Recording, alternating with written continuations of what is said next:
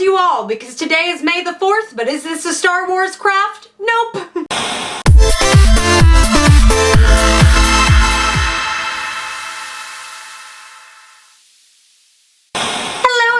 Welcome to another Geek It Yourself video! That's where we do a do-it-yourself project, but it's geekier. Very self-explanatory name. I like to keep things simple. I am very excited this week because tomorrow my Spider-Gwen suit will be done. My excitement levels are through the roof. And so in spirit of that, I wanted to do something a little bit Spider-Gwen-y. So today I'm going to be showing you guys how to make this amazing Spider-Gwen heart top. For those of you who maybe aren't aware, there is a very popular Mary Jane Watson alt where she is wearing a shirt that has Spider-Man in a heart. You see cosplayers do it left and right, and so I thought it was only fair that Spider-Gwen gets her own version. Why is Spider-Gwen wearing herself in a heart? Because she's her own superhero. She don't need no man. I seriously loved doing this project because it was so inexpensive and the end result is just so poppy, so colorful. So without further ado, let's geek it. Here's a list of all the things that you'll need for today's project. The first thing that we need to do is cut a heart out on some paper. This is going to be our stencil, so make sure to try it out on your shirt for size. Now we're going to use that stencil to cut the heart out of our pink heart fabric. Now what I like to do is fold the fabric in half and then fold the heart in half so that I know that everything's going to come out even.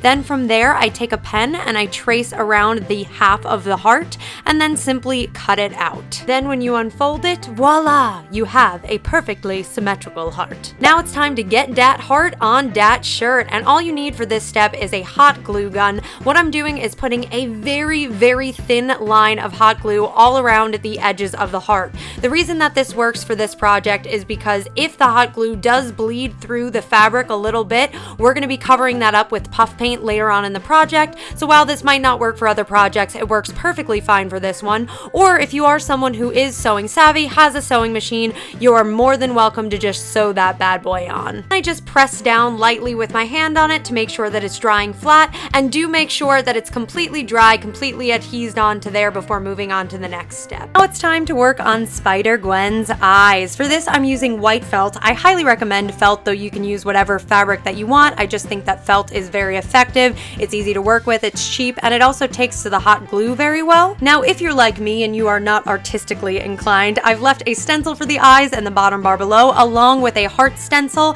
However, if you have the ability, you can always just freehand these eyes. Once both eyes are cut out, you can just go ahead and glue them right on the same way you did the heart. So now, taking a piece of paper, some sort of straight edge, and a pen, we are going to start mapping out our web lines. Now, I like to start in the center of the heart, right in between the two eyes, and start making lines going right from the center to the edge of the heart, trying to keep them as symmetrical as possible. I ended up with about 16 lines forming from the center, but it's really up to you how many lines you want to make, how much width you want in between them, but do keep in mind that you will be putting in those little curves that make it a web after the fact, so I liked to leave just a little bit of space so that that would be accentuated. I actually let the space vary a little bit in between the lines, so as the heart got wider, the space in between the two lines got wider, and as they were towards the peaks, there were more lines, but that's entirely up to you. If you want them all to be exactly equidistant, that's a personal choice. Once you have your lines perfectly the way you want them, you can go ahead and grab your puff paint and begin tracing right over them. I have found that the key to making straight lines with puff paint is really taking your time. There's no way around it. Unless you are a puff paint professional who has done this a million times before,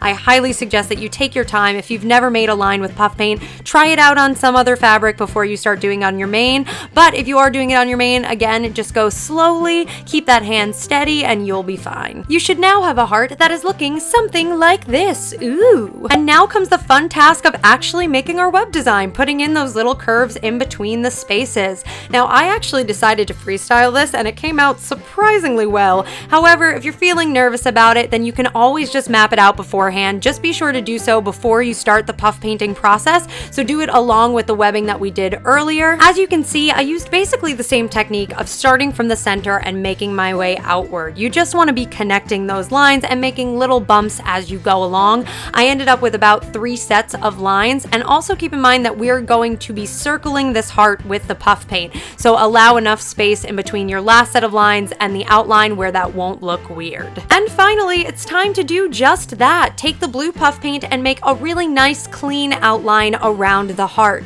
After all this is done, be sure to let the puff paint dry for a number of hours. My bottle said 4 hours, but I've found that it really takes longer than that, really like 7 hours. I let mine dry overnight, but if you don't let it dry for long enough, the puff paint will smudge. It's not a fun time, so be sure to let this dry fully. And after it dries, you end up with this. I think it's so great for just everyday wear, or maybe if you're trying to kind of closet cosplay something for a con, throw on a blonde wig and a black headband with this and you're set. And I'd like to point out that this project doesn't just have to be for ladies. You men can opt to do this on a black t-shirt. I will tell you, I have seen men at conventions wearing Spider-Gwen gear, and whenever I do, I take an extra second to be like, yes. Otherwise, I hope you guys enjoyed this Geek It Yourself. If you have any recommendations for projects you'd like to see me do in the future, be sure to leave a comment in the comment section below. I wanted to quickly thank my Patreons over at patreon.com/shutupkristen, because they really do make the Geek It Yourself videos possible so that I can go out and buy supplies. If you're interested in seeing more of these videos get made, I would highly appreciate it if you went over there and checked it out. You can get tons of awesome rewards for donating. For instance, when my suit is done, I'm going to be posting my first pictures of me in my suit on Patreon. I'm so excited! If you want to find me on other social media, here is all of my information, and it also helps me out a lot if you hit that subscribe button. And finally, if you liked this video, be sure to hit that thumbs up button and share it with a friend. The friends that craft together stay together. I love you, lovelies, and I will see you in my next video.